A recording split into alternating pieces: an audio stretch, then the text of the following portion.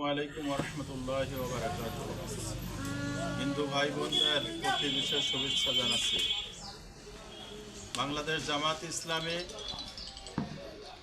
Krishnanagar union শাখার মহিলা বিভাগ কর্তৃক আয়োজিত আজকের এই প্রতিবন্ধী এবং চাহিদা সম্পন্ন ব্যক্তিদের শীতবস্ত্র উপহার প্রদান উপলক্ষে এই মহতী অনুষ্ঠানের সম্মানিত সভাপতি, সম্মানিত বিশেষ অতিথিবৃন্দ এবং আপনারা যারা কষ্ট করে আজকের এই অনুষ্ঠানে হাজির হয়েছেন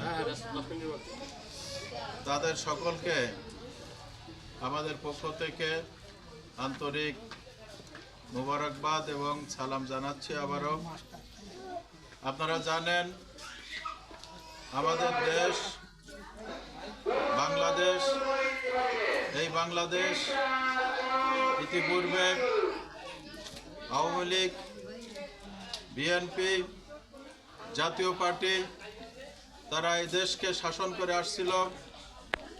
তাদের শাসনের মাধ্যমে আমরা সবাই এই দেশে একটা পর্যায়ে বসবাস করে আসছিলাম। দেশের মানুষের আকাঙ্ক্ষা ছিল যে সরকারি ক্ষমতায় আসুক না কেন আমরা যেন সুখে শান্তিতে বাস করতে পারি, আমাদের যে মৌলিক চাহিদা সেগুলো যেন সরকার পূরণ করতে পারে। খাদ্য, বস্ত্র, বাসস্থান, শিক্ষা, চিকিৎসা, নিরাপত্তা, এই মৌলিক চাহিদাগুলো যেন তারা পূরণ করে। সেইভাবে আমরা তাদেরকে ভোট দিয়ে ক্ষমতায় বসিয়ে আমরা তাদের কাছে এই প্রত্যাশা করে আসছিলাম।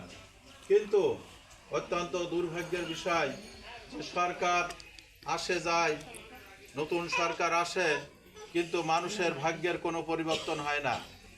বিশেষ করে অভাবী মানুষ, দুস্থ মানুষ, তাদের দেখার কেউ হয় না। বাড়ির লোকজনও তাদেরকে সেইভাবে দেখে পারে না। অথচ এর মূল দায়িত্ব হলো সরকারের।